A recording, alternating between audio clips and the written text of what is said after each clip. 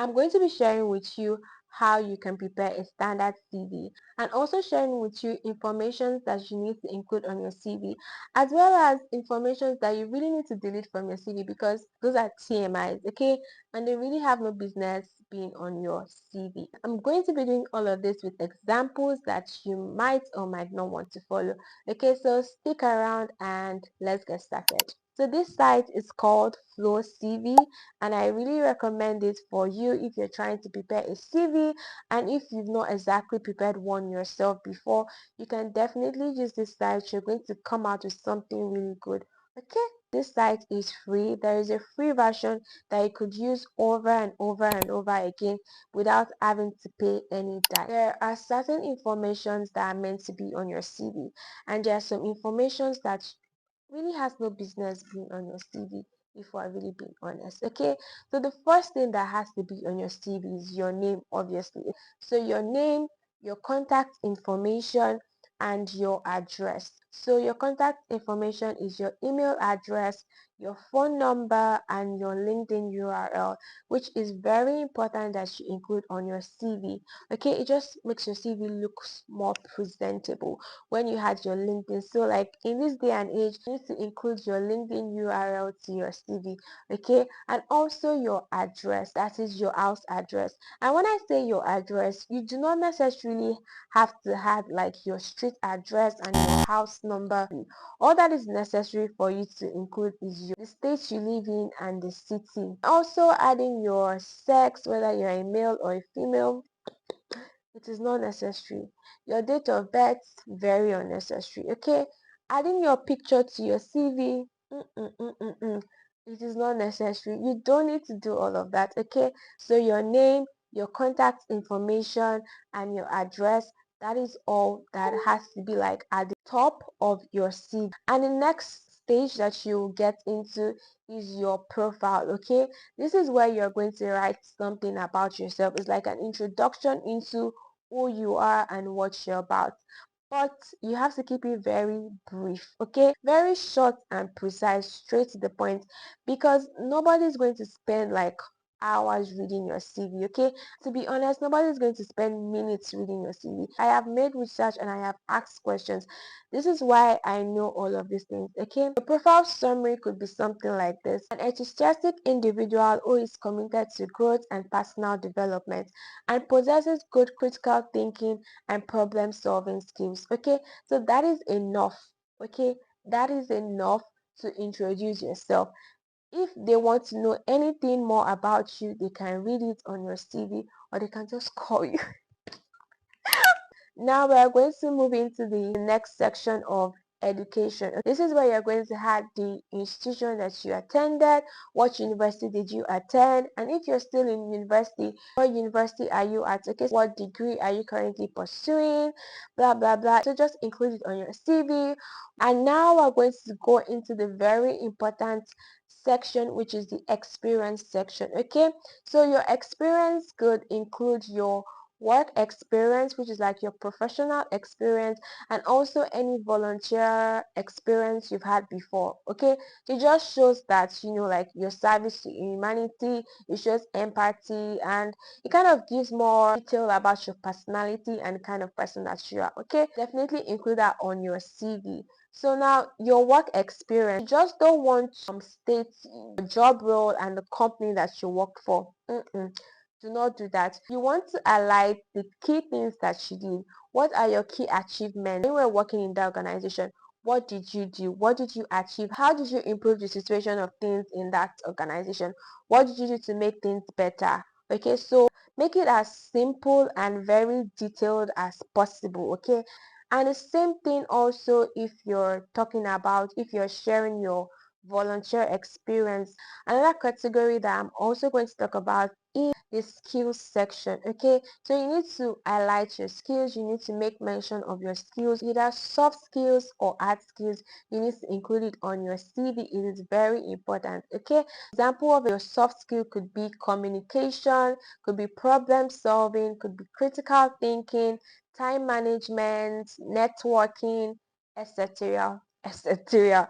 Example of your art skills could be project management, social media management, video edit, writing, like research, record keeping, like all of these are example of your art skills. Okay, you also want to include that on your CV. You want to show that you're capable, you're trying your best to present yourself in the best possible way. So on this site, you're going to see a particular category called organization, and it's written that if you volunteered for any organization or you've done anything thing in the past, you could just include it, like any, and you include it on your CV. Highlight key facts, like key things that you were able to do, key things that you were able to accomplish, key things that you were able to help with. Okay, all of these are very important while you're preparing your CV. Also, when you're preparing your CV, you want to use action words. You just don't want to use like any words like I did,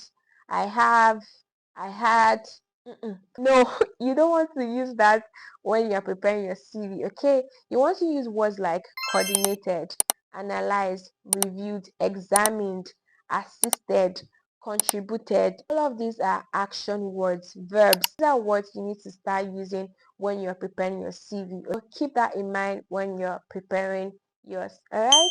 This is very important and I feel like I should just mention it. Your CV has to be tailored to the kind of job that you're applying for. You cannot use just one CV to apply for several jobs. No, especially if it's like totally different roles that you're applying for. No, you cannot do that. You might have to tweak some things here and there just to ensure that your CV suits the particular job that you're applying for. That aside, now back to what I wanted to mention before, which is courses. Okay, so if you have any course that is relevant to the job that you're applying for, it is nice for you to include it on your CV as well, and also your certificate as well. If you had any certificate from the course, include it on your CV. It is great.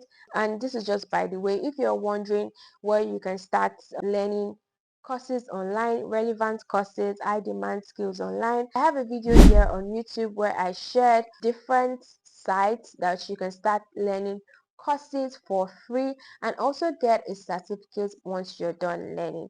Okay, back to FlowCV. On this site, there's also a section for projects. Okay, so if you've worked on any project before, if you've managed any project before, you've handled any project before, this is a good time for you to write it. Okay, to include what you did on your CV.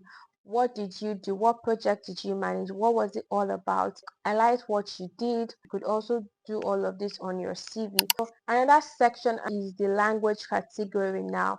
So this language category is just for you to state the language that you speak. If you're bilingual, great, include it on your CV. And one thing about this Flow CV app is that you can also include like any certifications that you have. If you have any certification that shows your proficiency in this language, there is a section for you to include all of that there. On this site, there is a plus button at the bottom. If you have any other section you like to add to your CV, feel free and go ahead and include that. If you have any awards or recognition that was given to you, feel free to brag about it on your CV and just highlight it on your CV as well. Also, if you've written any article, you've written any academic article, you could link it. You could also add it on your CV, especially if it is relevant to the kind of job that you're applying for. One thing you should keep in mind while preparing your CV is you don't want to clutter your CV too much. If your CV is like exceeding more than 2 pages, then there is already a question for you, like who are you? Like you're probably like a professor or like something, but you don't want your CV to be too long, in as much as you're trying to impress and show that, oh, you're qualified, you know your onions, you've done this, you've done that. You still want to make it, like look just put together, not filled with too much information, especially ones that are not relevant. So this is just an example of what someone who has had like few experiences, this is what your CV could look like. So this is Bolu Phillips. Okay, I just came up with this, I just drafted all of this. I don't know anybody called Bolu Phillips, and all of these organizations that you see here, I formulated it. Okay, this is just like a brief example of what your CV is going to look like after you fill out all of these sections on this platform and then you download it. Okay, so there is this icon at the top that you just use to download your CV once you're done and start applying for that job. And if you do not have any experience, it is not the end of the world. Okay, and doesn't exactly mean that you cannot get the job. Your CV is like more about how you present yourself. If you've never had any work experience, I'm guessing you're probably a student or you're a fresh graduate, okay, and you're thinking of applying for jobs and you feel like, oh, you've never worked anywhere before, it's difficult for you to prepare a CV or it's difficult for you to get a job. What you should pay more attention to is your skills and other extracurricular activities that you might have done while you were in school. Okay, so of course you have to fill out your, like, the first section that I talked about: your name, your contact information, your address, your LinkedIn URL, and also your profile summary also has to be there, as well as your education. So now we're going to move into the experience category, right? And we're going to talk about how you can make your CV look good. Those things that you feel like, oh, they are insignificant, you can't put this one on your CV, it's not going to look good on your CV, this, that. No experience is a waste. Okay, it is all about how you're able to write it down, how you're able to put it into words. What have you managed before? What have you handled? Okay, where have you assisted someone before? How have you contributed to a cause before? If you're able to ask yourself those questions, I'm sure that you figure out something that you've done. This is an example, right? Okay, let's say my parent has like a small store and I used to help them to sell goods before, right? I could write in my work experience, my job experience, that retail store assistant. Okay, that is an experience. Okay, and I gained something from that experience. What did I do? I helped to keep records of goods that were sold on a daily. I assisted in checks and balances and helping to keep accounts. You see how I have been able to like highlight three things that I have already done as a sales assistant, as a retail store assistant. Okay, so this is just an example. If you have a business, like, you could also like extract like your achievements and like what you've done from that business that you own, like what are the things that you've done. Okay, also I made mention of your skills. You also want to concentrate on your skills. What skills do you have? And also mention like areas or how like you've been able to use these skills to tackle challenges that you've had. And another way that you could also make your CV come alive if you think that you do not have enough experience is if you start taking courses that are relevant to the kind of job that you want to apply for. And again, go and watch this video on my channel. You're going to find sites where you can start taking courses all for free and also get satisfied. Okay, so this is what I'm going to say if you think that you do not have experience, okay, which I really doubt. So forget the manager experience at top and big organizations. Think to the little things that you've done in your life that you think are insignificant, but trust me, all of those things are part of your journey and learning process. This brings me to the end of this video. Thank you for watching, and please do not forget to hit the like button, subscribe, and share this video with someone that you know that is definitely going to find it useful. And be sure to join the growing and growing community by subscribing. Okay, if you have any questions or if you need any clarification on anything, I'll be in the comment section and ready to respond to you.